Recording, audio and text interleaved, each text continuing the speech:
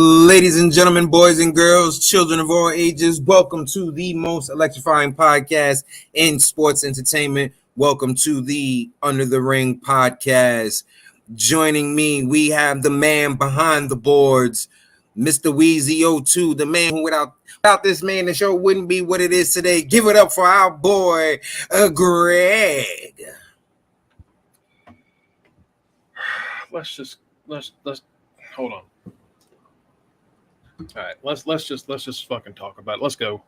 Wait, we'll get to it. Let's get through the intros first. That's right. That's the type of night that it's gonna be.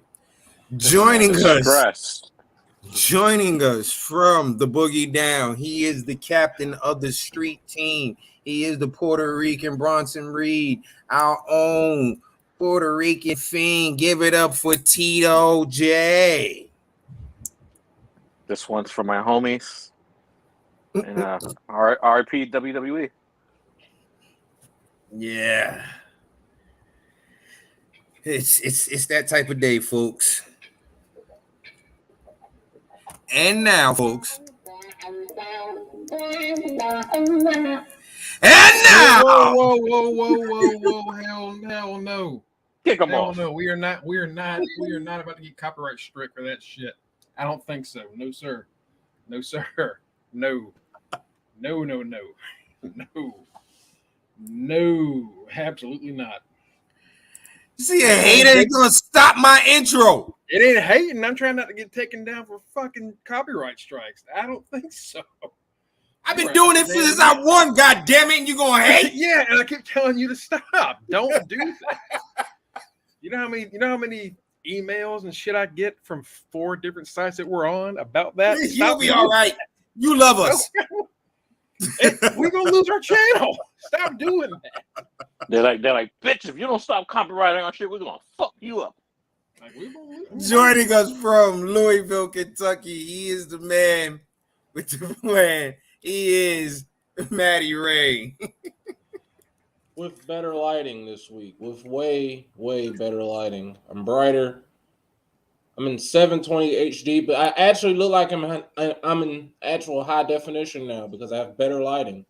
That's what happens when you just go to Walmart and buy good light bulbs.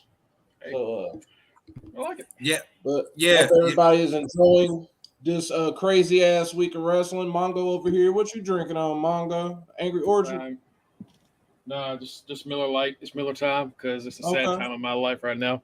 What with somebody coming back and fucking everything up. So I'm over here drinking the Tito special, the UTR special, the Coquito special. That's what I'm sipping on over here. The last of my bottle. I was about to say, I thought you bodied that shit already. Nah, see, the thing about it was I had a bunch of Douce and Glenfiddich over the holidays, so the Coquito lasted just a little bit longer than what it was supposed to. And the man with the beer in his hand, what do you have, sir, to present to us today? I drink craft beer. I enjoy my craft beer. I live here in Kentucky, as y'all know. Kenny loves to say I got a brewery in my backyard. You damn sure do, folks. They love their bourbon here, and they also love their old fashions. Old fashioned. So I have an old fashioned inspired ale made by Guinness. Yes, same people. I've actually had that before. That's actually really, really goddamn good. That's really good.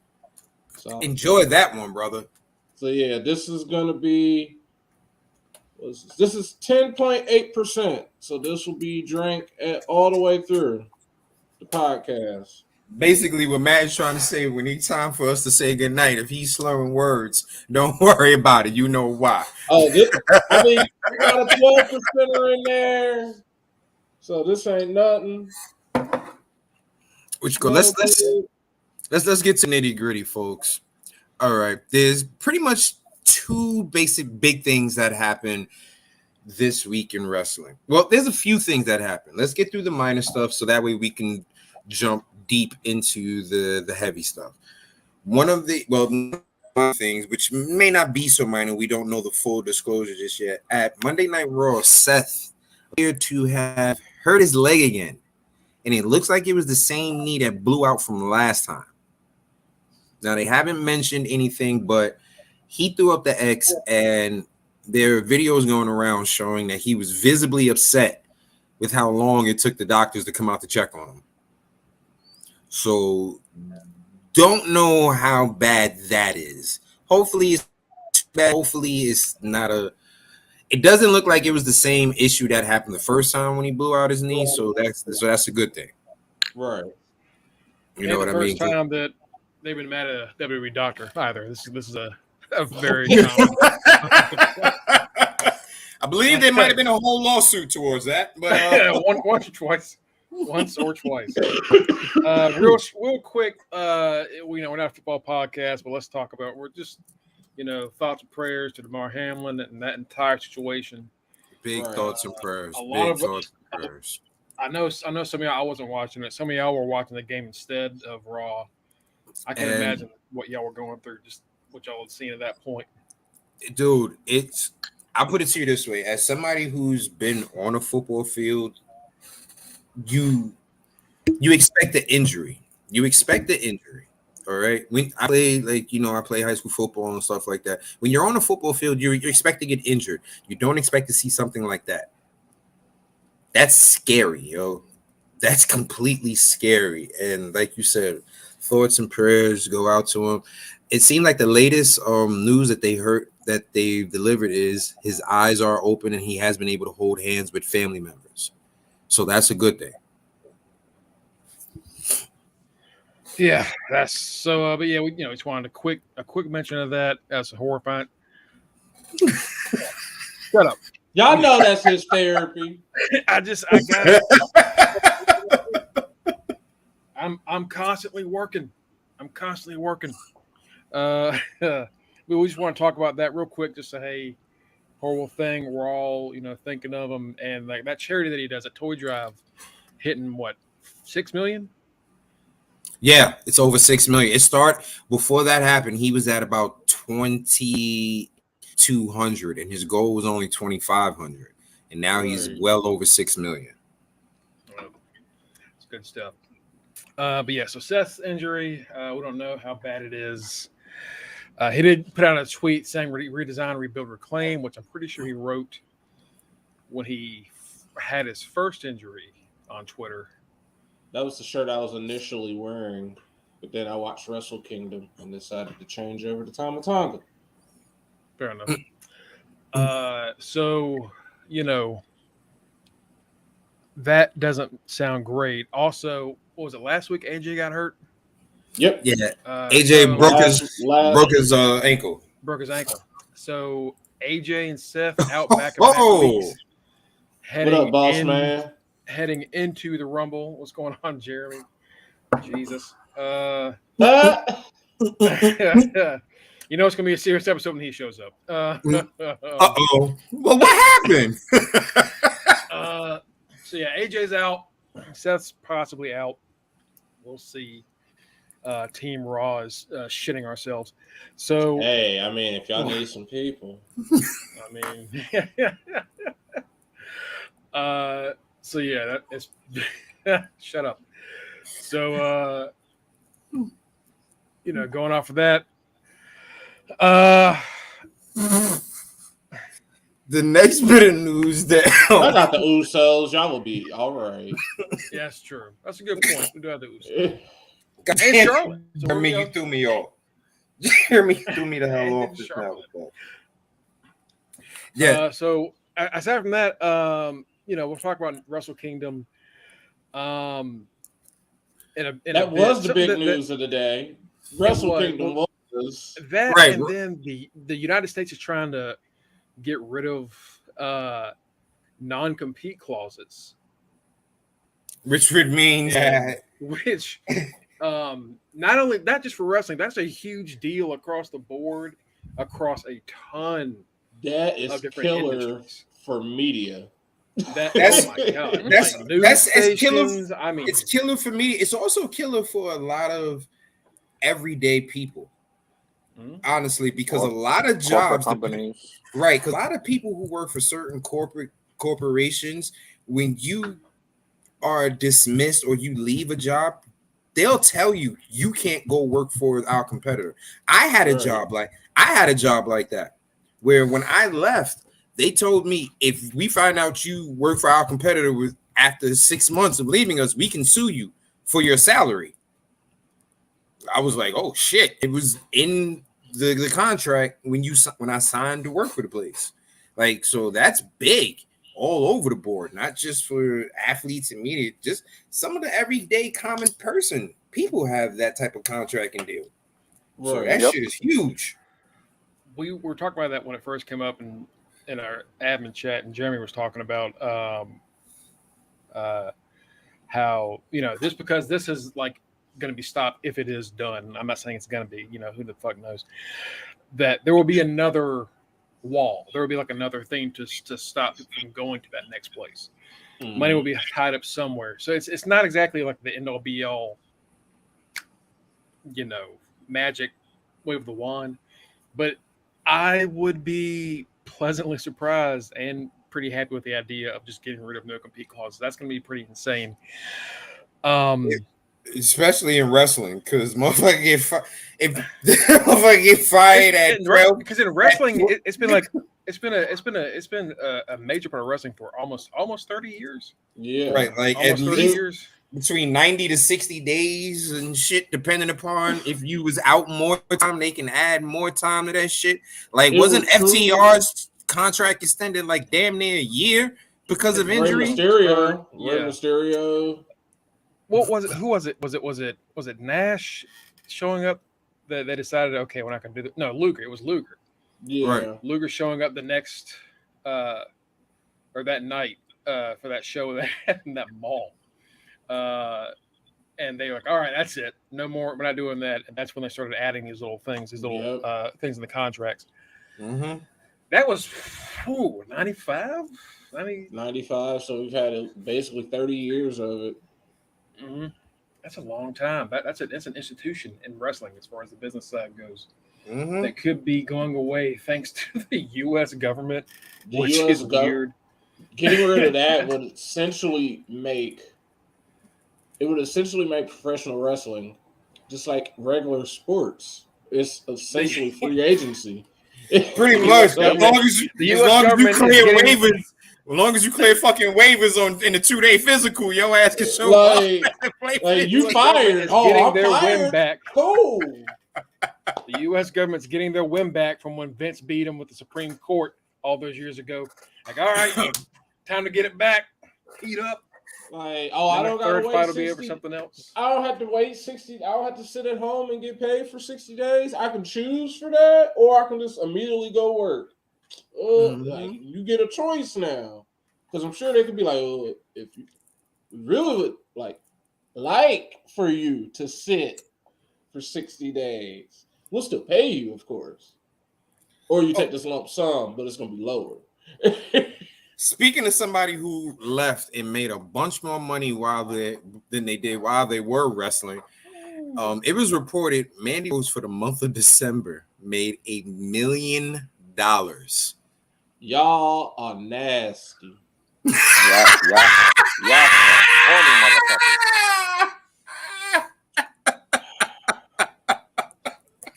She made $1 million in a month. Showing the boobs. I ain't mad at her, yo. Make your money, mama. Make your money. I ain't mad at you. And then Got it flooded.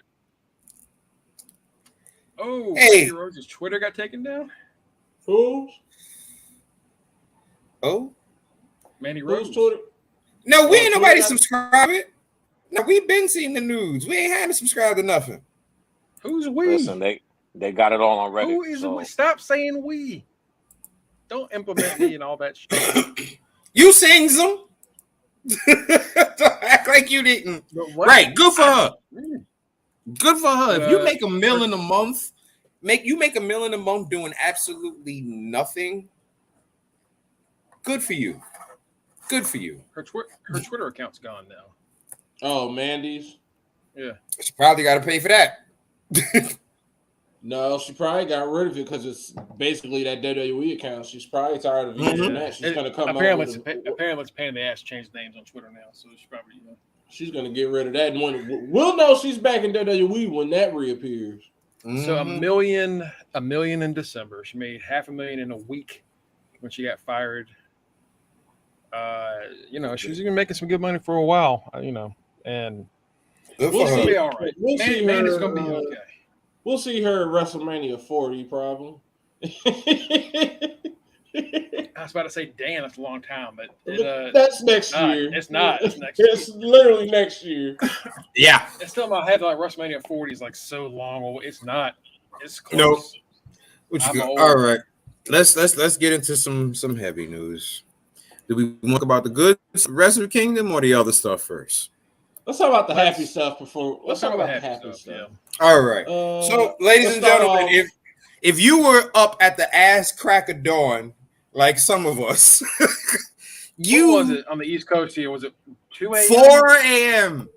First of all, they fucked around and gave the bullshit time, saying, "Oh, this starts at like 1:20 Eastern."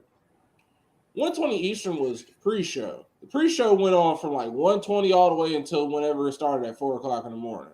Right. Hey, excuse me. They had a pre-show match that lasted 30 minutes. They had a pre-show that was like an hour and 20 minutes. Yeah. And it had matches. Like I started watching there's a match. There was a match on the pre-show. Oh yeah. They had a 3-minute exhibition. Yeah. Bro, listen. Jesus. When New Japan's Wrestle Kingdom, we make fun of AEW. This is where AEW gets it from. These motherfuckers have 90 matches going on in a 7-hour span. Literally. It was like a good about 8 matches on that fucking pre-card almost. The pre-show it had the 3-minute exhibition, then it had they had some random 4-way. They had a Royal Rumble type of match. New Japan Rambo something. Yeah, that thing. They had that. That was half an hour. And then they had the Antonio Inoki Memorial 6-man. I don't know if that was on the main show or if that was on the pre-show, but that was 9 minutes. That was on the pre-show. Okay, because Leo Rush getting just absolutely murdered by the ramp had to have been on the main show. Yeah. Yeah, that's the first match. Okay. Yeah. Yeah, he got beat up. We'll go through this real quick. We'll cover the main things. We'll kind of just brush through this. But what overall was this that saw it? What did y'all think of Wrestle Kingdom 17? Overall, it's what it's supposed to be. It's their WrestleMania. It's their biggest match of the biggest showcase of the year, and I wasn't personally happy with the outcome of the final match. I understand why it was done. I'm just tired of it, but it was overall. I give it a good B-. I give it a good B-. Right. Especially since I found a stream that speaks English. I love their English commentary team. Kevin Kelly is awesome. Because trying to watch that shit and don't understand not a damn word makes for the matches. Every time I watch their streams, it's always English commentary. Right. If you don't speak Japanese and you don't speak Japanese and you trying to get it, only thing you listen for is excitement in the words. You just you're like, oh shit, something big coming. Something big coming. I would give Wrestle Kingdom, I'll give it a B+. I'll give Wrestle Kingdom a B+. It was a pretty good Margo, tell me I'm lying though. That's exactly what happens. You just wait for the commentary, and all of a sudden you hear, oh, and oh shit, somebody going against the ropes and a big move coming. Something going down. So somebody gonna die. It's the equivalent of watching soccer with like the other commentary. Go! It's the same shit. Right. Also, breaking news. We were talking about Bills and Bengals. NFL has announced that the game that we watched on Monday never happened. It has been canceled. Huh? Okay. The game has All right. Well, never happened. No problem. Canceled. So let's run out this card real quick. Cash 2-2 TJP and Francesco Akira defeated Leo Rush, and Yo for the IWGP Junior Heavyweight titles. They retained, and Leo got fucked up. That match would have been more. That match would have been better if his face did not lose against the ring. I mean, good lord! Like it was evident that even they said hit that they were motherfucking like ring. they're like, oh, Leo Rush is Oh. still down, and then he turned over and they were like, oh, Damn. They were like, oh my God. They were like, uh-oh. Like, they said it on commentary. They were like, I don't know why he is still in the match. He needs to tag Yo in and have Yo take over the rest of this because he's not in good shape. Because Leo Rush is, I want to say one thing. He's good, but he's good. I want to say one thing. I am still completely pissed off at how TJP's fucking mouth gets him in so much trouble. That dude is so fucking talented in the fucking ring. Oh my gosh. TJP is so he is honestly God. He is on par. Anybody you think of like you're a technical magician. He's the same level. He's there. He's at that level. But he just will not shut up until you give him a phone and he types out something that he don't need to be saying. Until he goes on Twitter or he does whatever. Dude, just shut up. Like, could you imagine a match with him and Danielson? Oh my gosh. That shit would be amazing. He's hated it in two fan bases. He's hated on wrestling Twitter because he never knows when to shut the fuck up. He's hated in Lakers Twitter. Like, I'm a Lakers fan. He's an evident Lakers fan, and he says some shit that don't need to be said. Like, oh, how about we trade LeBron and AD? No, that's not gonna work. That's not gonna work. How about no? Yeah, that's not gonna work, Papa. All right, go ahead, Mongo. Yeah, his face is fucked up. Yeah. Leo Rush, I think, is like he used to be in a similar way, but he's calmed down some now. So like Leo and TJP in a ring together is always great. Next up, we had Kyrie defeating Tom Nakano for the IWGP Women's Championship. Which we knew what was going to happen. Man. We knew it was going to happen, and we all knew it was going to be a short match. It ended up being the shortest in the card, 5 minutes, 56 seconds. For those of you that don't follow New Japan, women wrestling in New Japan and like them having their own division is brand new. It is brand new. It's brand new. It's not this is like they would like occasionally do things with other promotions like Stardom or whatever, but this is their first time having a women's champion. Yep. So and it showed.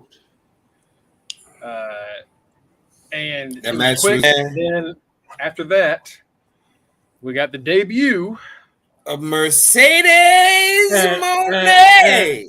Oh, what's the Moné? What's the song? Yeah, Moné. Money. Money. And repeats and repeats. Because me and Mongo have already analyzed this music. I heard it this morning, and I told him straight up. I said at first I thought it sounded nice, but I watched the show and I heard it on my speakers. That shit is ass.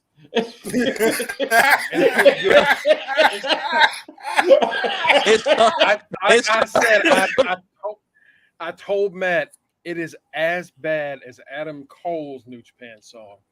which, if y'all don't remember, started off going, Adam Cole, baby! Cole, Adam baby! Cole, Cole! baby! Over and over and over. Yeah. But she came out with some hair that's like, it's like I hate that ruining hair. her old blue. The hair looks cool, but it looks stupid all at the same time. For what they were doing and her trying to like be this big show, it was cool. It was fine. Right. Yeah. I hate It looked like Queen of the Damn. That's what the head. Which is cool because I like me some Queen of the Damned. But and I hate this for her. So she shakes Kyrie's hand, says she's going to challenge her, hits her with her new finish, Right. which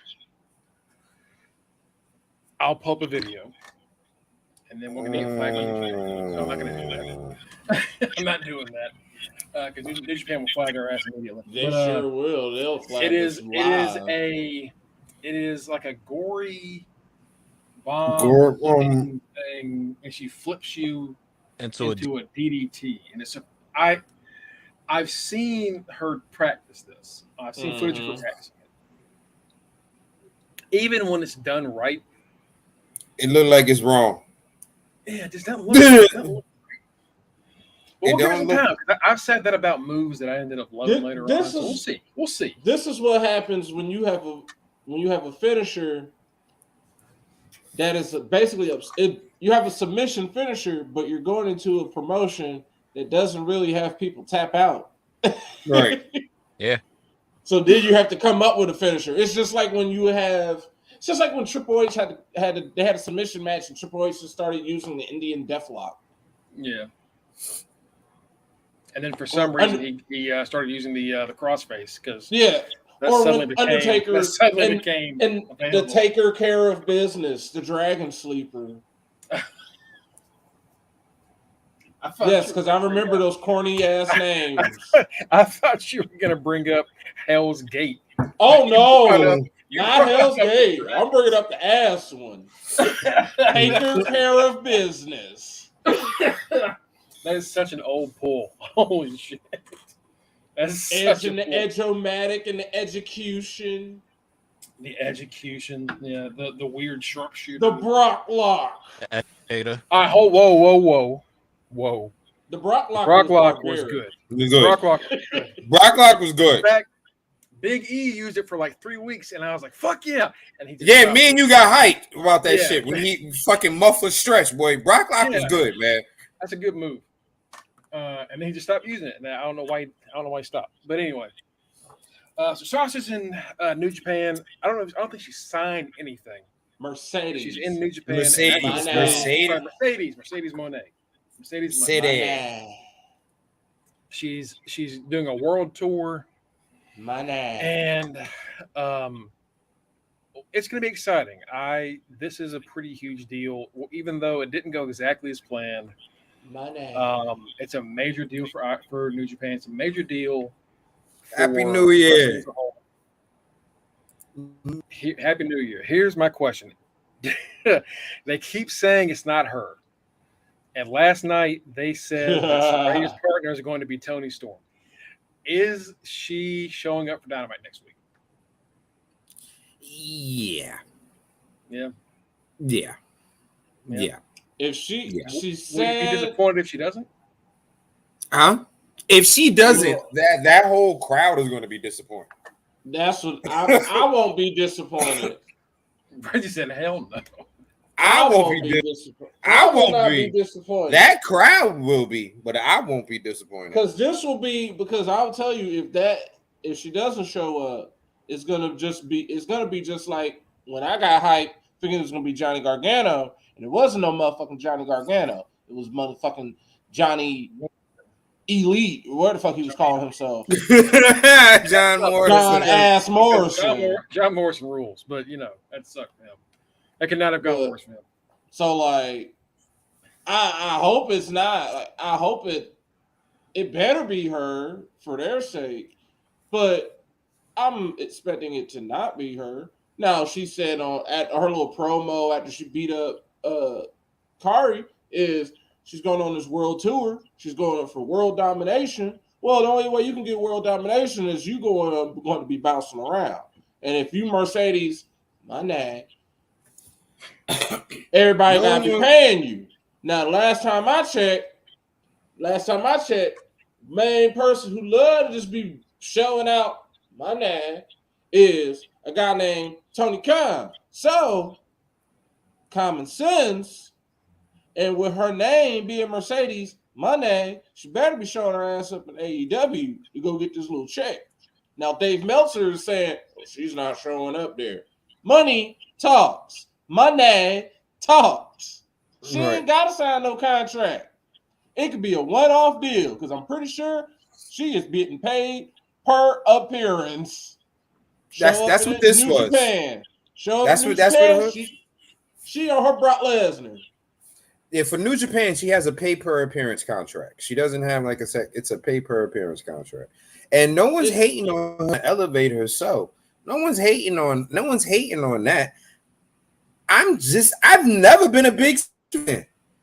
From the beginning. Whoa, hold on. No, you don't have to put this not into. I already said I.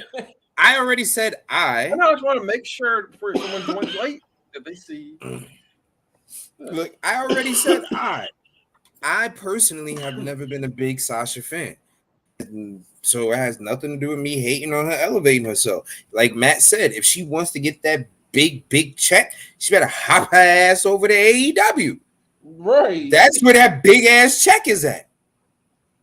Like, you know what I mean? That's where everybody is going to get the bag. We see CM Punk is basically and pretty much. And if she really wants to, straight up and down, as soon as she goes over there, she knows she's gonna have 2 matches, and the second match is gonna be her winning a title. So she's gonna get the check and the title within 2-3 matches max. Like if it's not, but at the same time, so she needs to show up at AEW. She should show up, but will she show up? I honestly don't think she's going to show up because it's so much going on in that women's division. Her even showing up just for a moment, she ain't even out. Jade is her versus Jade. She's too top line brand name or whatever to even be going against no Jade. Now, what I think she's doing, because she just brought it up. What I really think Sasha is doing, Sasha Mercedes, what I really think she's doing this world tour. She's going to do every single thing that she has wanted to do. She is not going to be tied down to any single company. She's going to keep doing these, getting paid by per appearance. She's going to do her little stuff in New Japan. She might win their IWGP Women's title. She'll lose it, do whatever. She's going to do whatever she's going to do. Then she's going to go down to Japan. She's going to show up there. She's going to show up everywhere. In Mexico. She's going to be in Mexico. Listen, she's going to pull an Omega tour. Let's be realistic. She's going to pull an Omega tour. She's going to do a reverse Cody. That's all she's going to do. She's going to go around everywhere. And then once she's ready to do, she's going to show back up either at the Rumble or at WrestleMania. And she'll be paid because by that point, she will have basically proved herself to whoever is in charge of WWE at that point. And she'll be paid. She'll be a bigger name. She'll be 2 names because by that point she's formerly known as Sasha Banks. She'll be going back to the Sasha Banks brand, but she'll still have a whole nother brand as Mercedes. And also a side note, remember they said she was recording a rap song? I bet you it was that bullshit ass interest music. God, I hope not. I really hope not. Like, man, damn. On the bright side, Mikey Ruckus is going to have something a lot better for her if she goes to AEW. She's doing a reverse Cody. She's going to give it WrestleMania 40? Give her a full year to get this. We're going to just think about it. Your parents say to get that bullshit out your system. We'll let you try to get this little bullshit out your system. Give her how my man stay on How my man said coming to America? Go ahead and Sow your royal oats. Give Give her a whole year from now. Wait, January 2024. We're gonna be talking about some Sasha coming back. I don't think she's gonna show up now. She ain't showing up at this WrestleMania. No. She ain't showing up at this Rumble because she's still fresh. She's still trying to establish Mercedes money. Right. So if she didn't come back immediately when Trips got into the regimen, then you should have known she wasn't coming back right away. We should have known she was gonna go on. True, she was basically already.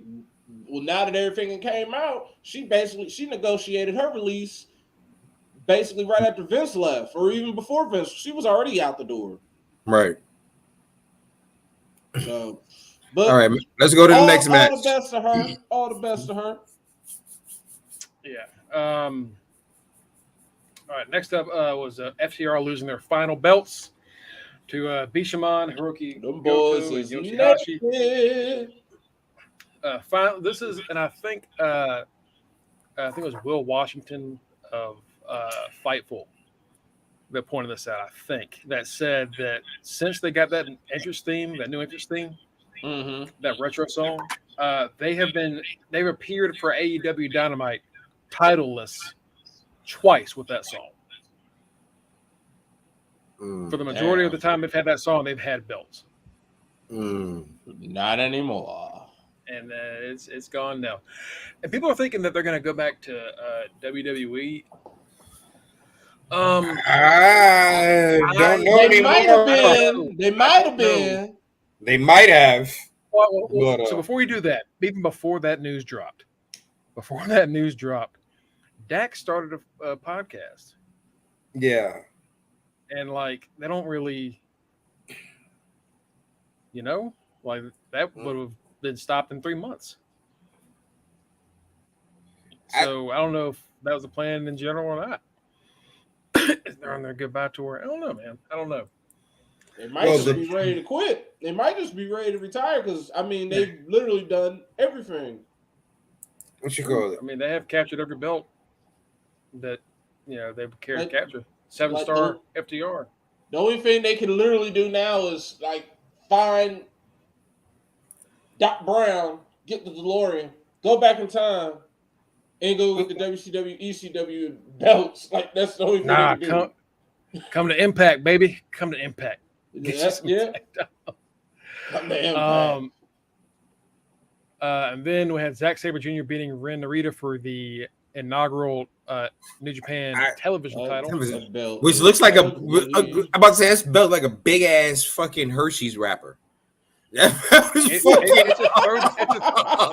a throwback to like those weird ass 70s, 60s belts. It's like the fucking golden ticket from Charlie and the Chocolate Factory. That shit, fuck out of here. I'm with Mongo. It's one of those ugly 60 and 70 looking belts. Like the first Marty, we have to go back. Where, Doc? To WrestleMania. If we can get a time machine, can we go back and save Jason Jordan's neck so we can keep American Alpha? The strong best. I mean, if it gives us a reason to watch FTR and Machine Guns, I'd be okay with it.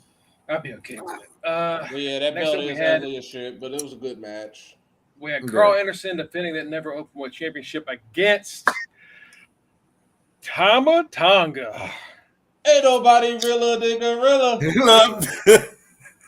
For those who follow us for a while, y'all know Tama Tonga is our unofficial mascot from Kenny Rivers. Motherfucking Kenny Tonga, baby. Listen. Yo, I know, fan.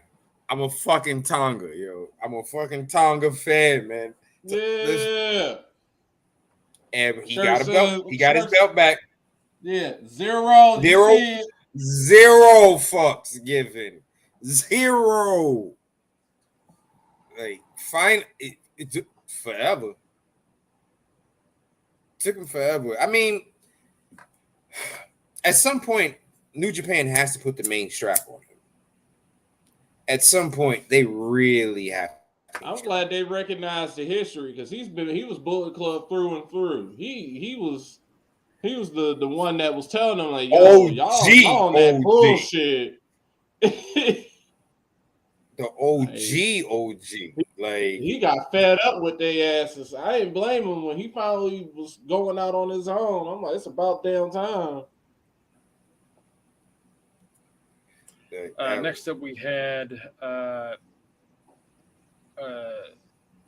Kijimuto's last match with New Japan.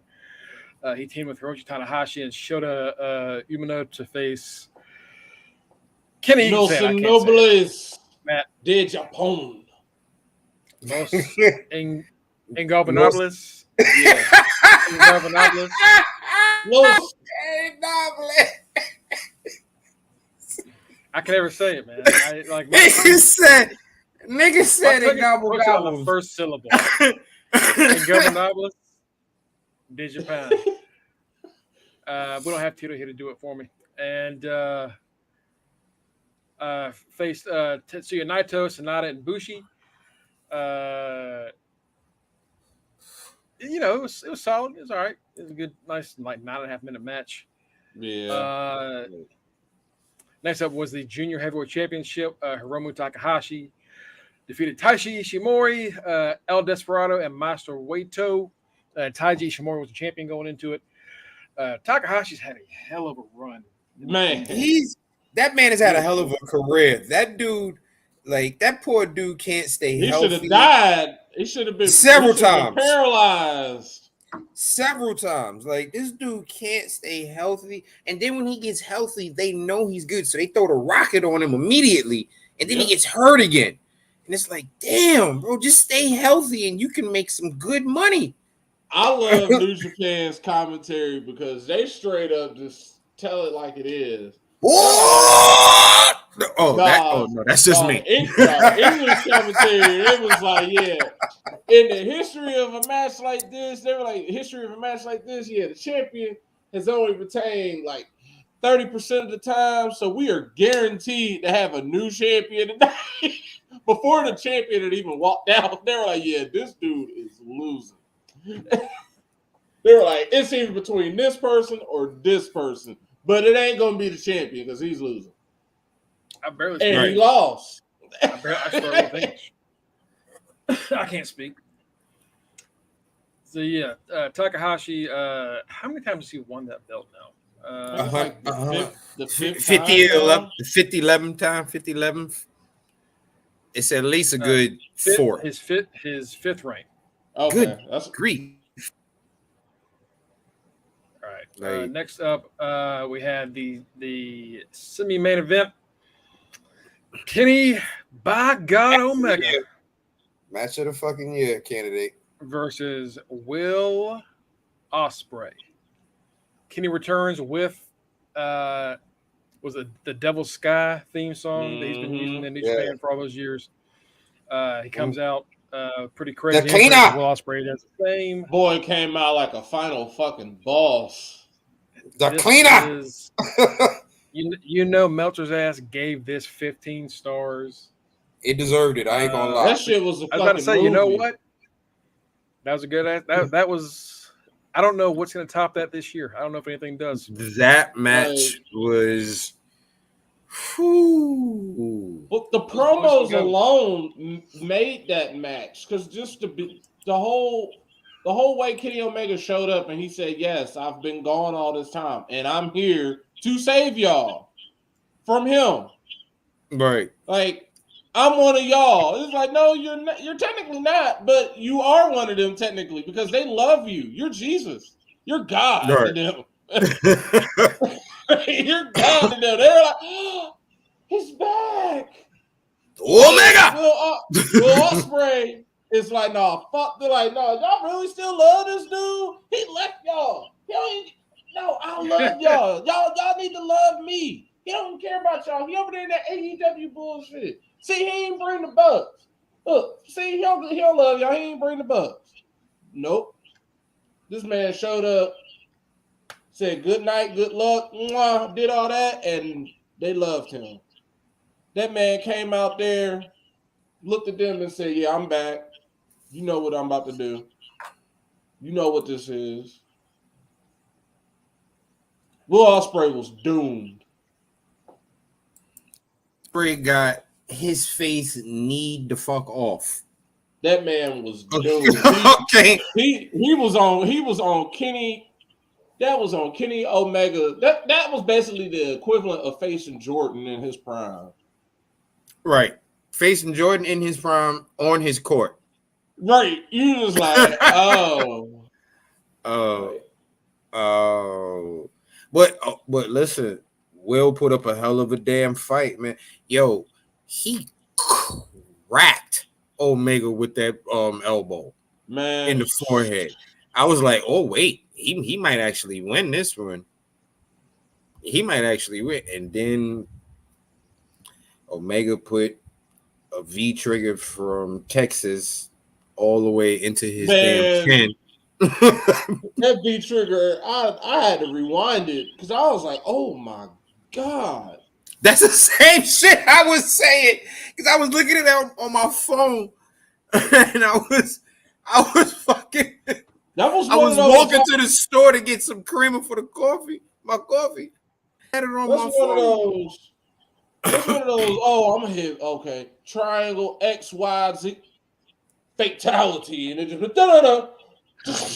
And it gets that close up. That's what that V trigger was. I was like, oh, hit his fatality. Will Ospreay's face. Right, and all you heard was, I was like, oh nah, that's a tooth.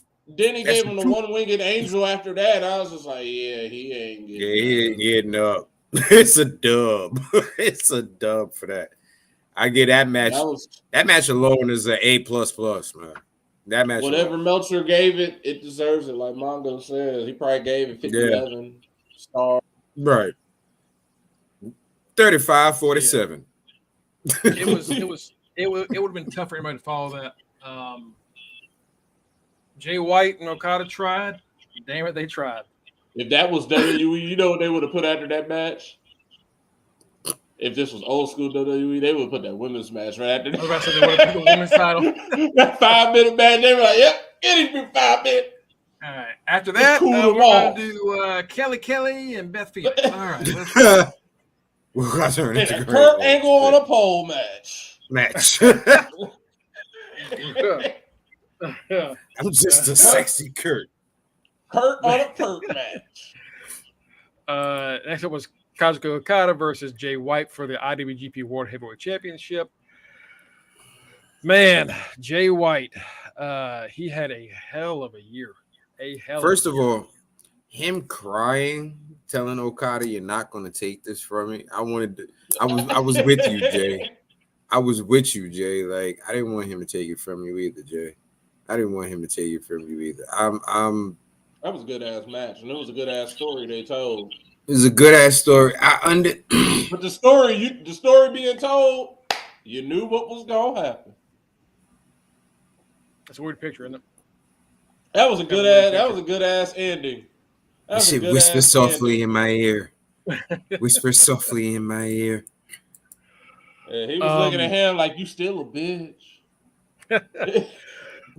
So yeah, Jay loses the belt to Okada after what was it, 34 minutes, 33:03.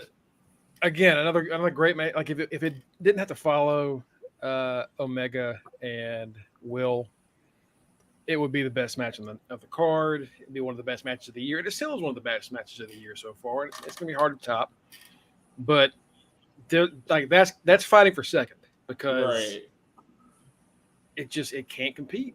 Kenny and like y'all said, like Matt was saying, the promos leading up to it and the stuff like coming because they were separated by so many across the globe. Like we had to be sold just on them talking. And when Kenny gets into that set and starts speaking that language, like when he starts like mixing it up, that's when he's like in his zone for promo. Yeah. Yo, he speaks better. He speaks better Japanese than some of the Japanese people out there. All right, that shit comes out so fucking easy and fluently. I'll be like, goes into a different zone when he wrestles in front of him. Even when I saw him wrestle in person, I did not see that. When I saw him wrestle whoever, I forget who he wrestled at Double or Nothing, but I didn't even see that level. He goes off in front of the Japanese people. That's where he was made. Kenny in Japan. That's where he's the machine. Kenny in Japan is a completely different animal. Like Will Ospreay could have been a face any damn where else, but bruh, that was basically Rock versus Hogan. You was losing. You was losing. Yeah. You was gonna lose. Jay White was only pinned twice in the whole year of 2022, and he started off 2023 getting pinned. Only pinned twice in 2022. Who pinned Jay White? I think he lost in a. I know he lost in a tag match on Impact before. He lost a few matches in Impact. I want to know if he was pinned in Impact. He said Chris Sabin got one. Chris Sabin got one. Because I know he did a triple threat with Steve Macklin and Chris Sabin, but I think Macklin pinned Sabin. Let's see, Impact Wrestling, 50%.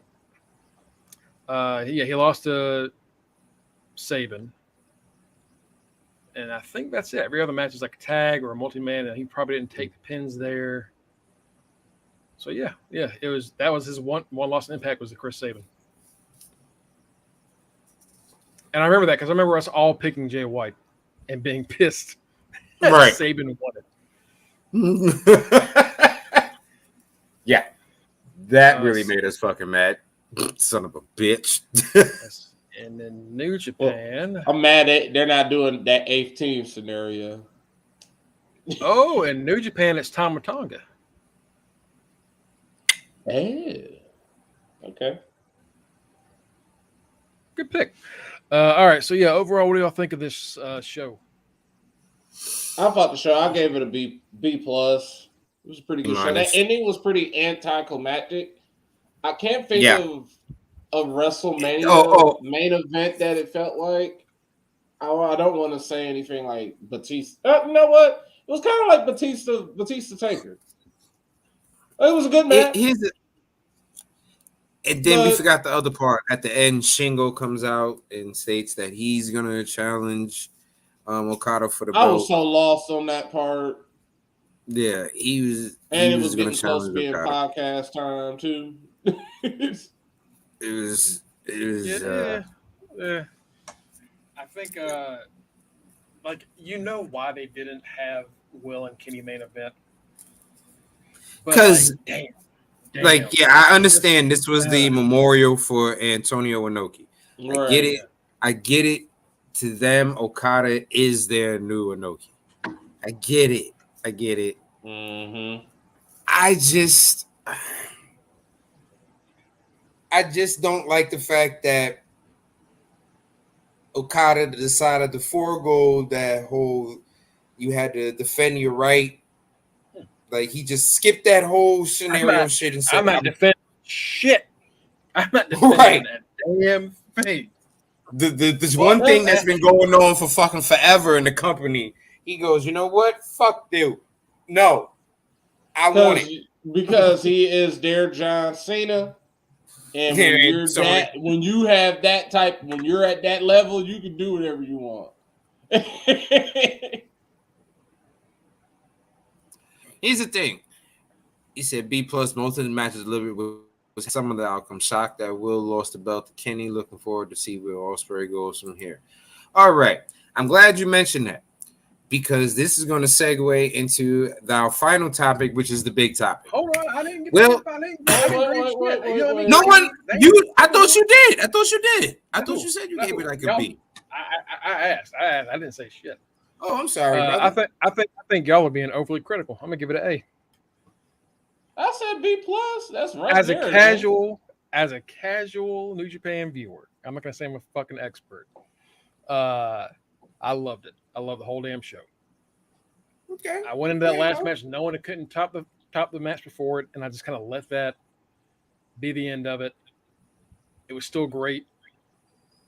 The only thing is I wish Kyrie got more time in her match, Yes. and I wish Sasha and her didn't botch that finish. Yes. But that'll be okay. But aside from that, great fucking show. And Great I give it show. a B plus mainly because I already had the results pulled up on Wikipedia as I was watching, so that kind of ruins it somewhat. You're like, well, I already know who wins, so I'm just kind of just watching, and you just kind of just like, well, I know who wins, I just don't know when they're winning. And then after a while, you're like, well, this match should be ended. That's the thing is like if you're like, all right, this is where they're going to end it, and then they wait 20 more minutes because New Japan takes forever to end a match sometimes. Yeah. Which again is where, like Kenny says, where AEW gets it. Or part of it was that pre-show. Like I didn't know I was watching the pre-show. I was like, oh, what the shit? I'm watching this fucking pre-show. Like I could have skipped this. I'm tired. I gave it a B minus because, like I said, I personally didn't like the final outcome for the final match. The match was good. I would have chosen a different outcome. I understand, like I said, I understand, but me personally, my own personal feeling, I'm tired of Okada on top. And like I said, I don't like the fact that he decided to forego his right to defend. Fuck it, I'm not going to. I felt we could have got something like Jay White versus Jonah for the New Japan title at Wrestle Kingdom. That's what I felt like should have happened. You know what I mean? So that's why I gave it a B minus. Okay. Like you said, we're rolling into the next topic. Rolling into the next topic. Will Ospreay recently made a comment about how he loved how Paul Levesque is running WWE right now. And he thinks Paul is a really cool guy, has a great eye for the game, really would love to work with him and would love to work with some of the best that they have. Now, he said, person that he said running WWE, Paul Triple H Levesque. Well, folks, party har on fucking us. Getting back home. Daddy is coming fucking home. Well, not officially. He's trying to, though. He's coming home.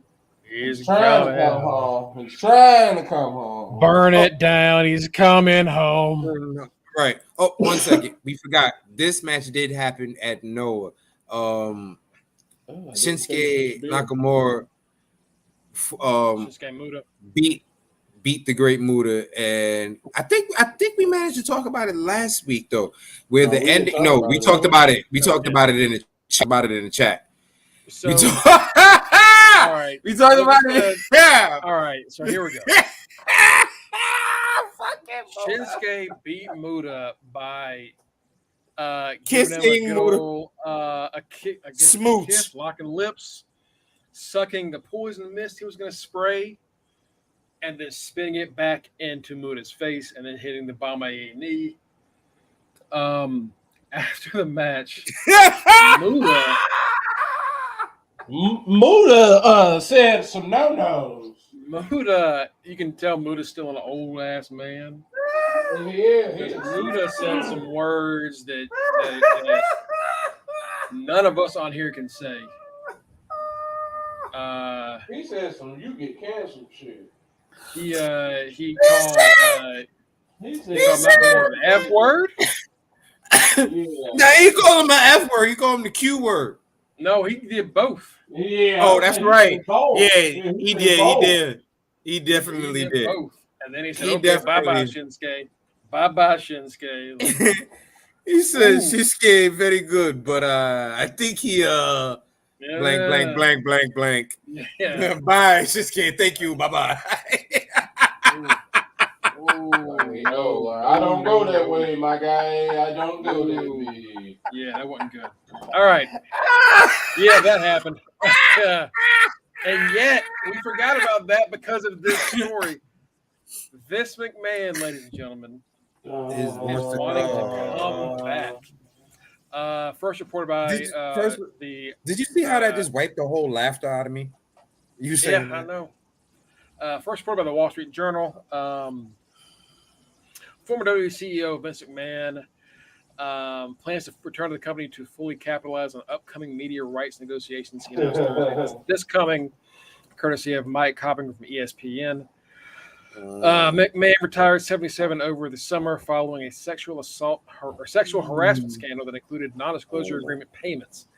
The McMahon used personal funds for the NDA payments. He failed to record those expenses, which totaled in $19.6 million. When he stepped away, Stephanie McMahon, his daughter, Triple H, his wife, and then Nick Khan assumed roles of co-CEO. Well, now Vince is asking to be reinstated. Not asking, sorry, demanding to be reinstated. Demanding. That's the thing. As the executive chairman of the board of the publicly traded company, along with chair seats for 2 others. He is demanding that 3 members of the board vacate their seats so he, along with Michelle Wilson and George Barrios, can take over, take control, and lead the company into selling itself. I'll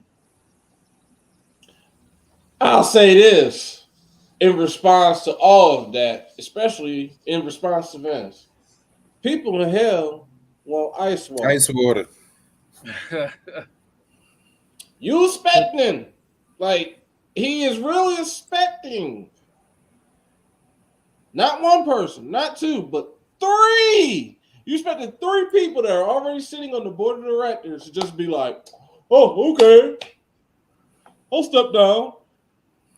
Your son-in-law is on there, your daughter is on there, and the guy you picked to run your company and Nick Khan is 3 of those people on there. So that's 3 seats that aren't going to be getting, that aren't going to drop. And that means you're either going to be, you're going to strong arm someone. You either got some dirt on somebody, because that's the only way he's going to be able to get 3 people to drop. You got dirt on them, you know something about them, or money talks, baby. Money talks. What's your price? Because Vince has said from day one that the number 1 gimmick in the company that was based on him was the $1 Million Man. All the stuff the $1 Million Man did was stuff Vince actually did. So he's going to tell them, name your price. Let me buy that seat off of you. Vince's whole end goal, Vince's whole thing at this, in summary, is if I can't play with my toy, if I can't have fun with it, then nobody can have fun with it. Everybody, it's all going away. It was Bronson Reed, I'm telling you. You damn right. That man saw that rumor. The Hurt Business coming back. Not on. I think the fuck not, damn it. Hell no. Watch. What the fuck is Stephanie doing? God damn it, give me the keys. Give me the keys, Linda. He said, not on my watch. Karrion Kross saw that news and he was like, the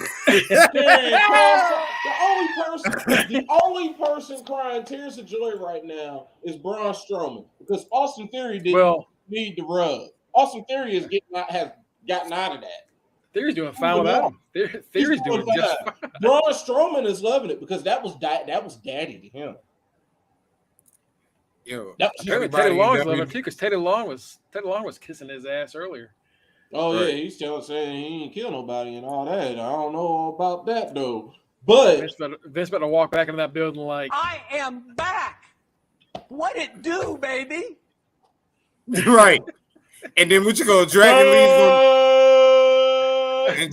Lee's gonna be like this. Shit went bad real quick. Shit went bad real quick. They got me calling myself Little Taco Bell. Like Vince's whole end goal. You know it's a major story if one they don't even try and charge you with that sign up for a subscription or paywalls or anything like that. So I just went right on through and read it. Mr. McMahon, fuck it. Vince McMahon, because he's not Mr. McMahon. Mr. McMahon is a character. This is Vince McMahon. This dude is sadistic. They say Vince McMahon believes the media landscape is evolving quickly and more companies are looking to own the intellectual property they use on their streaming platforms, making WWE an attractive takeover target. Most of their stuff is shown on NBC Universal. That's USA and whatever else. USA and everything else. Everything else is shown on USA. It's all owned by NBC Universal. He's trying to put himself back in line because he's saying since I can't be in control, I can't be in charge of creative, nobody can give me this admiration, I can't get this attention, then fuck it. I don't want my kids to have it either. I'm selling this shit. Yo, Since y'all got rid of me, can't nobody have fun. That fun all y'all have. Definition of narcissistic behavior. The definition of narcissistic behavior. Like he's taking his ball and he's going home. And he said this about running the actual show. WWE has an exceptional management team in place, and I do not intend for my return to have any impact on their roles, duties, or responsibilities. He is clearly lying. He's a lying motherfucking ass bitch. That man has lied so many times about business and just done shit. He lied $19.5 million worth. This man is so mad. That's just a line that we caught him on. He probably lied for a lot more than that. Right. This man is so motherfucking mad that the company is doing great. Because somebody asked in Top Rope, well, why would he do this? Because the company is probably making more money than ever, and it's more popular than it's ever been in a while. Because Vince is a hater. Vince is a top-notch grade A1 motherfucking hater. He is he sees his son-in-law outdoing him. The fucking hater of the year, the hater's ball with fucking Dave Chappelle. I hate you, I hate your mama, and I hate everything about you. As I drink in my cup that I'm sure someone's spitting. That's him. This man has had to sit. This man has had to sit through. When did he retire? Was it after the 4th of July or before the 4th of July? Vince, I think it was before. So he had to right before. So he either had to sit through the 4th of July celebration, awkward celebration. He had to sit through Labor Day. No. It was after. It was after because so he had SummerSlam was the first. Was like the first 2 weeks so to he had Trick to Reign. sit through Labor Day celebrations. You're doing a great job. Then this motherfucker had to sit through Thanksgiving. Yeah, you're doing a great job. And then he already started plotting. He was because supposedly he was sending emails back and forth to WWE saying, "I sure would like to come back." And they're like, "I don't know my nigga, we good. I don't think we good, my nigga. I don't think the people." They're basically saying we don't think the people would even enjoy it if they even knew you was trying to come back. Like it wouldn't look good. It would not look good. Nope. So this man been going back and forth between them, saying, "I want to come back. I want to come back. No, you don't need to come back. I want to come back. No." This has always been a scenario because Vince has majority voting power. Mm-hmm. That he could vote himself back into power if need be. Everything has to be just like we said earlier. He's trying to bring him and 2 other people on. 3 people have to step down. He has to basically buy his way in. Whatever dirt he has on these people, if we start seeing people resign from the board of directors, then we know Vince got that ass. Voldemort is back. If you don't got WWE, put like WWE board of directors in a Google alert, and you to stay on top of that. Because if you start seeing something that says somebody has resigned from the WWE board of directors. Dun, We dun, need 3. dun. If we start seeing one name, then you better start expecting to see that second one. If you see that second one, you better start expecting to see that third one. If we see one, Voldemort is back. We in Right, book 4. because he's the one that's coming in. Of fire. It's the goblet of fucking fire. If we get that first name, Nah. Actually, this motherfucker's the prisoner of Azkaban. That's who the fuck this is. Right. Like, that nigga is back. If we hear one name has dropped, you better be tight already. Right. Because it comes down to the board of directors having to prove he has to have the numbers. Right now, I'm pretty sure he got 3 votes against him. I'm pretty sure Stephanie is like, I love you, Dad, but nah. No. Trips is her husband. And like any man, you better do what she says. What your wife said. If you want to take your ass where your wife said. Right. And Nick Khan, you better listen to Stephanie too. So right. You know what's good for your ass. So it should be 0-3. Right now, because what's probably happening behind closed doors, since this has been popping off before it became public today, it's probably some sort of back and forth. Somebody over here like, hey, make sure, hey, don't answer them calls from him.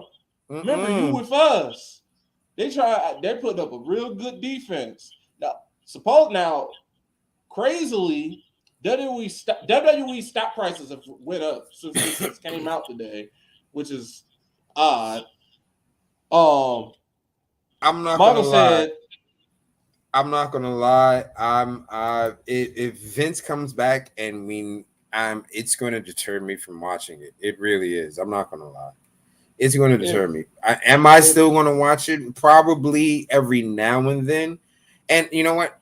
Because I like hosting this show, I'm gonna have to watch it because I like to let y'all know what's going on in case y'all don't. But I'm not gonna enjoy any of it. But Vince was trying to stop me from opening that beer, but that's all right. Y'all heard that correct? I'll clarify that. I will not watch anything I don't have to watch. There we go. It is my job to watch this stuff.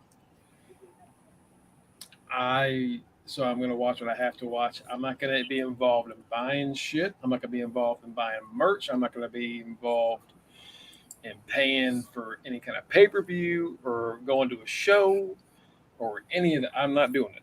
No. So help me God, if I hear his fucking theme song, if they even mention him by name, if they mention his name, channel.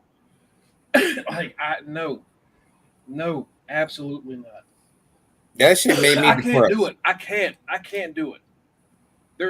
We as wrestling fans, and I've told this to people that don't watch wrestling.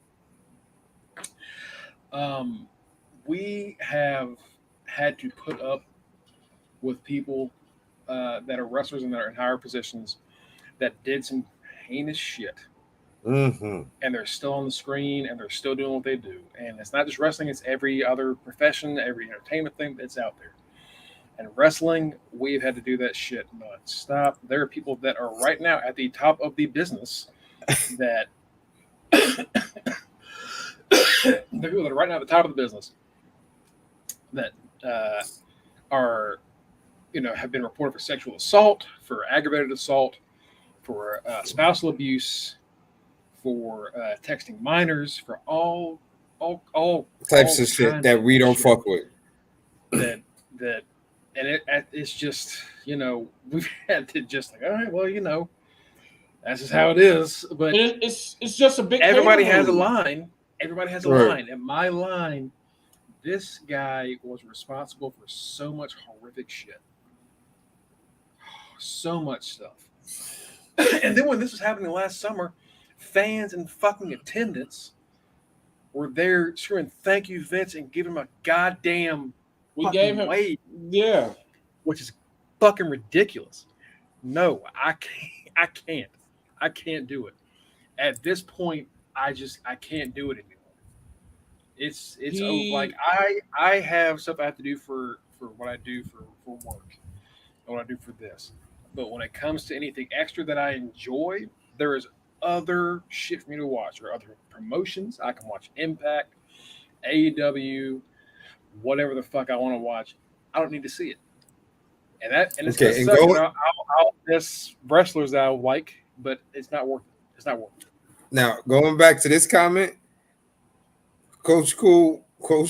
Listen, like Mongo said, there are plenty of other promotions that I can fuck with. Hell, when I go to wrestling events, me and Tito are sitting front row at House of Glory. I can sit front row at House of Glory for the price that I'm going to sit nosebleed for a WWE ticket. I'm going to House of Glory, and I can get dope ass tacos and fucking cervezas. So I'm going to House of Glory. I'm sorry.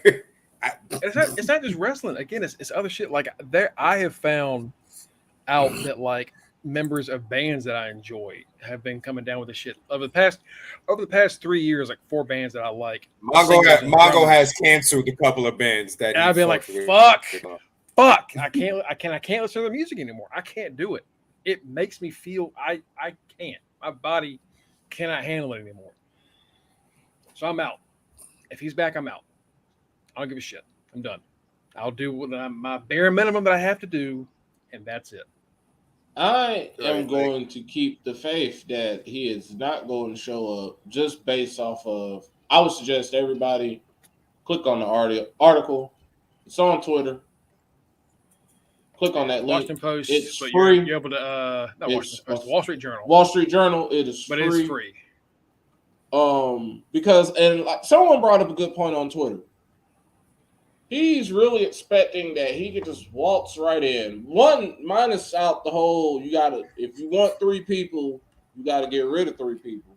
He's just expecting on top of that board of director approval too. He's expecting that he's just gonna be able to take over this company again. On top of we don't know how many women are lining up to sue this man right now. Right. He just They know that. They know. Though, we just found out about just enough that made 19.5 million. We don't know how much more he spent.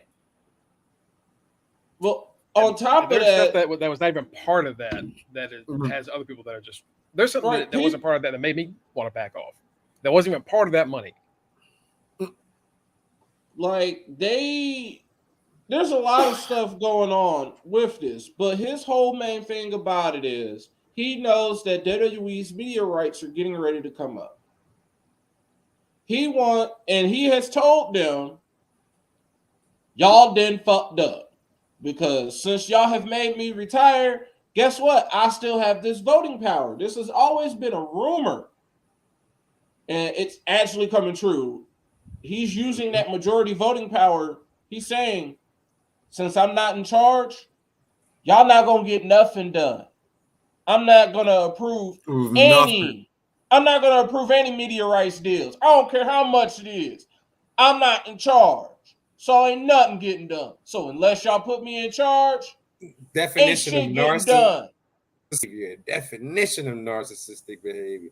This is the whole taking your ball, taking the ball and leaving. Yeah, like he's really doing that, like a spoiled kid. Oh, y'all ain't pick me? Well, guess what? This is my ball anyway. I'm leaving.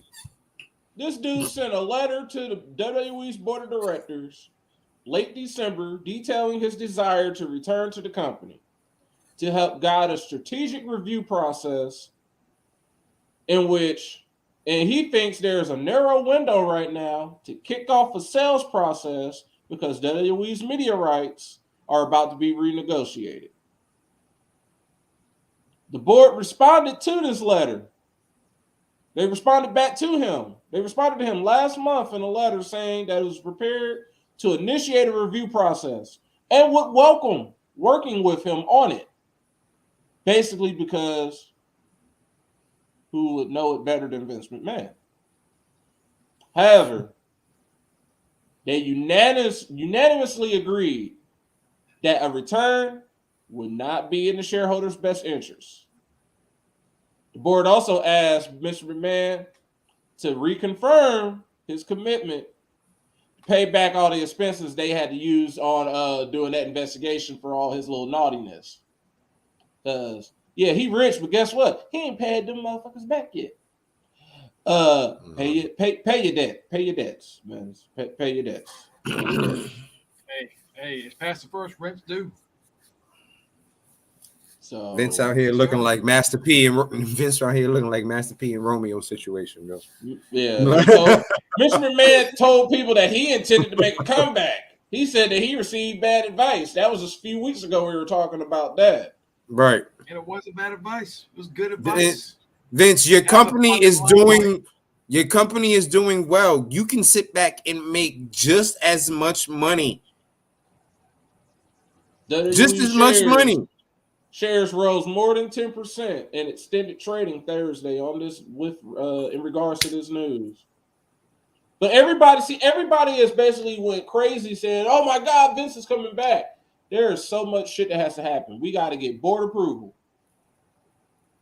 That's what I'm saying. I'm pretty sure Stephanie, Triple H, and Nick Khan are probably like, "No, you don't need to come back. You don't need to come back." So that's 3 votes against him. This is how many did Vince do where he was like, I'm gonna ruin the company. It's my Mr. McMahon. Like the fact that he did that on screen like 9 times and should have let us know. Like, why are we shocked? Like, we're not really shocked. It's just like, we thought we were like you fucking little prick. Yeah, like we didn't think we just thought that we were past the point where you could do it. That's what we were shocked by.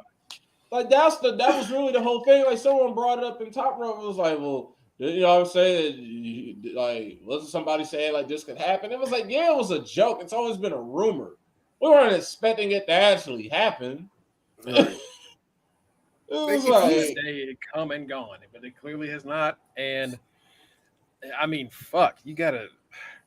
Vince how got bad tight. is this messing up his family? You know, like there's no way. And at the end of the day, does he care? He don't Honestly, care. I guess he doesn't. I guess like, he doesn't.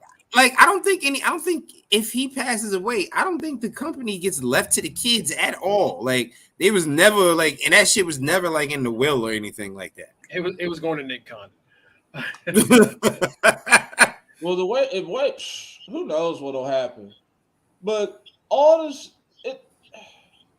it's just sickening because at the end of the day, I don't know their family dynamic, but all this is doing is causing one big family feud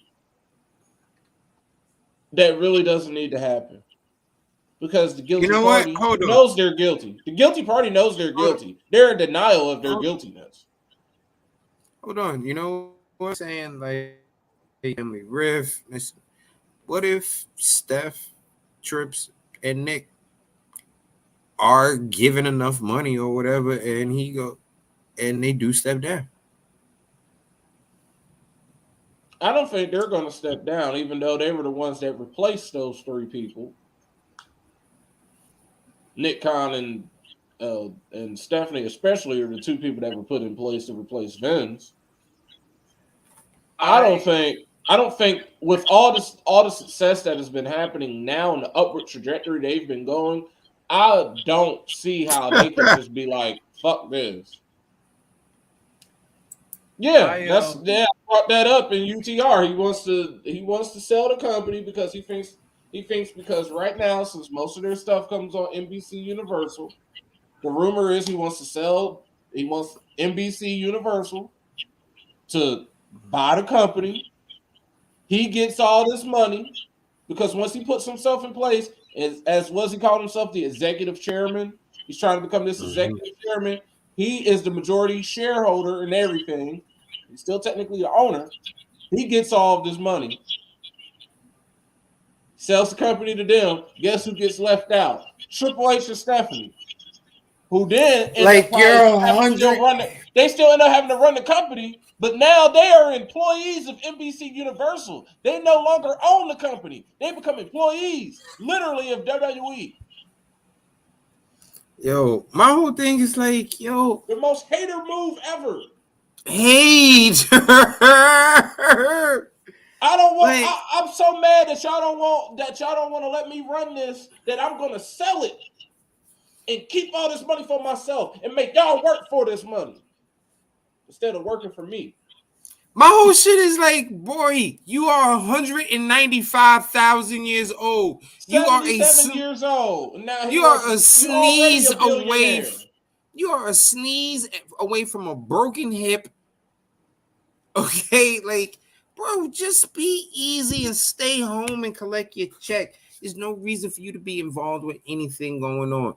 You have people say that they are at the happiest they have ever been in this company right now. You have people who are legitimately leaving your rival competition to come back or to even come for the first time over to your company right now.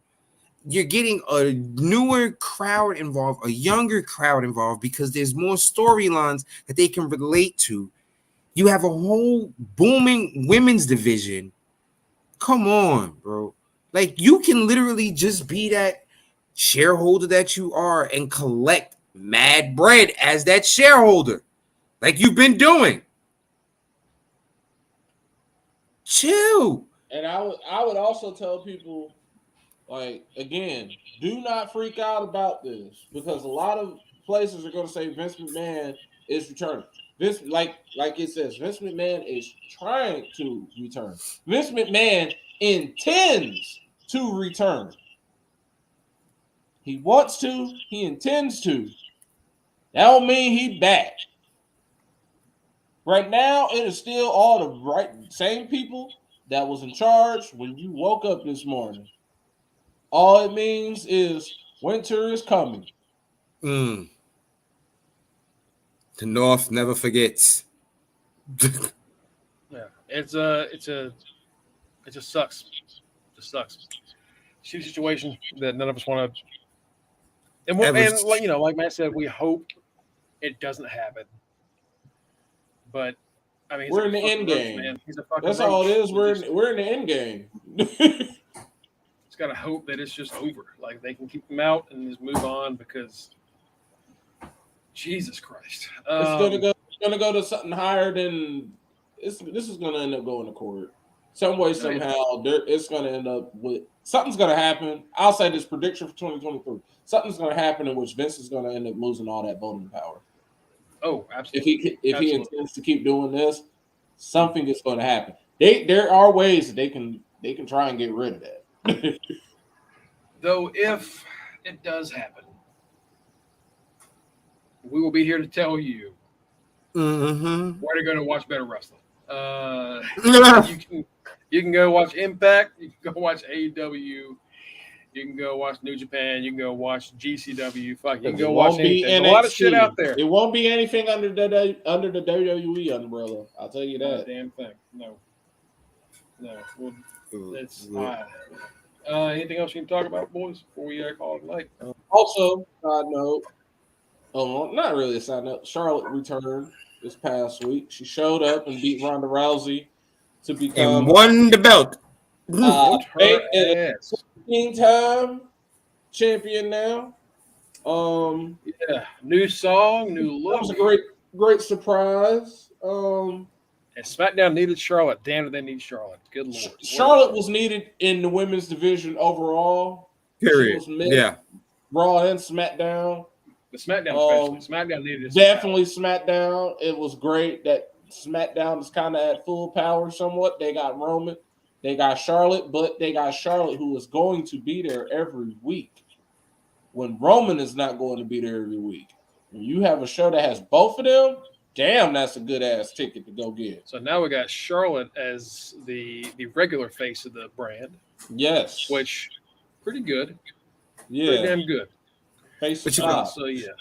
I saw something earlier about a lot of people. I remember before a lot of people were talking about how Roman wasn't on on enough, and he didn't defend his belt enough, or whatever the case may be. In 2022, he had 5 different feuds. 5 different people he feuded with. One person he feuded with twice. Defending that belt all those times. I don't see how people can say that he didn't defend the belt enough. That's 6 defenses in 12 months. I'm going to say this Roman Reigns run, as much as people are trying to say they hate it, they're not hating it because we haven't seen anything like it. Can't hate on something we haven't seen. You want to be part of that crowd. This is right. literally You're just a dumbass if you're a part. Because this is the total opposite of Super Cena. Like, yeah, Roman wins all the time, but so does his boys. There was never a moment where, like, John Cena would always just be like, oh, boom, boom, boom, boom. Cena wins. Roman is like, oh, Roman's done. Roman's about to lose. Oh, here's Solo. Oh, here's somebody out of nowhere. Oh, some bullshit. Always somehow, but guess what? Roman is still talking that shit no matter fucking what. He don't give a damn if he won dirty. He said, yes, I did. Guess what? I'm doing it by any means necessary. And I'm still the head of the table. Kiss my ass. Acknowledge me, bitches. This Roman run is, I think, on the same. If we're going to compare companies, because people like to compare companies, I would say it's like Kenny's run at the top in AEW, where sometimes he win clean, sometimes he just, they cheat. He pulled some crazy shit, but every single match was great. Almost every feud was great, and he was talking shit too. Also, it's entertainment. It's entertainment. It is entertainment. Also, breaking news that was broken earlier this morning. Money in the Bank for 2023 will be in London. In London at the O2 Arena. First pay-per-view to be in London since 2002, I think. Yeah, I think like Insurrection. Yeah. So Clash at the Castle was a success. Major. Yeah. I saw people on first Twitter. Big Five since what? SummerSlam 92. Yeah. So like people on Twitter were complaining, I thought they were getting ready to give me pay-per-views. Like, well, technically Money in the Bank has become one of the big pay-per-views. It's replaced King of the Ring. It's what King of the Ring used to be. If you win Money in the Bank, that's the equivalent of winning King of the Ring in the 90s. Yeah. That's what Money in the Bank is. That's what and King of the Ring is just you won King of the Ring now. That's what it means now. There are qualifying matches. You get into the match, you win the thing. That's it. That's all it is. Like it's the new King of the Ring. So it being overseas is going to be awesome. That is the gimmick pay-per-view that will not go away. That won't go away. No. Everything else can. That won't. It's the one pay-per-view it's the one match that it made sense that it outgrew WrestleMania. Because it's honestly a WrestleMania in itself. Right, because you got nothing but you got a bunch of superstars in one fucking match trying to compete to beat the champion. Excitement. The name of the it's the Money in the Bank briefcase. Okay, you get to cash in. You seeing people climb up on this ladder. I went to a Money in the Bank pay-per-view. I will never forget going to that. Unfortunately, Baron Corbin won that Money in the Bank briefcase right after NWO traded him. Let's just stop the show. Why'd you hurt me like that? That was an awesome pay-per-view. I got to see gender. I got to see WWE champion gender. But the Money in the Bank is awesome. The Hell in a Cell pay-per-view is going away. Those are the pay-per-views like that and Extreme Rules are the shows that are going away. We have Elimination Chamber coming up in February. That makes sense. Because usually, honestly, that might also go away. It might honestly go away. And honestly, all they gotta really do if they just want to get rid of, they can keep Elimination Chamber, just give it a different name. I don't know, call it No Way Out, Roadblock, all the other bullshit they used to call the February pay-per-view before WrestleMania. Or just not have a pay-per-view before WrestleMania. Just have Royal Rumble, then WrestleMania. You can always do that. Right. Build up, you know? You don't need to have a pay-per-view every month. You didn't for December. Great Balls of fucking Fire, which turned out to be one of ended up being fire. That shit ended up done. We'll have one of those. That was one of the best fucking shows they've done in years. It was ridiculous. What? Oh God. Folks, to follow us at facebook.com/underthering and twitch.tv/underthering pod. Don't forget, Under the Ring podcast airs every week at about 8:45ish on Thursdays, about 8:45ish, give or take. You know, you can always also follow us on Twitter at Greg Bush SK. And of course, you can follow me, Rock Ribs 44, our boy Mike, Mr. Fresh Beard, our boy Matt, The Right Answer, Street Team Captain, Boriel Mariente, and our news correspondent, Justin D. Baxley. Thank you, folks, for joining us this week. Same bat time, same bat channel, folks. We'll see you later.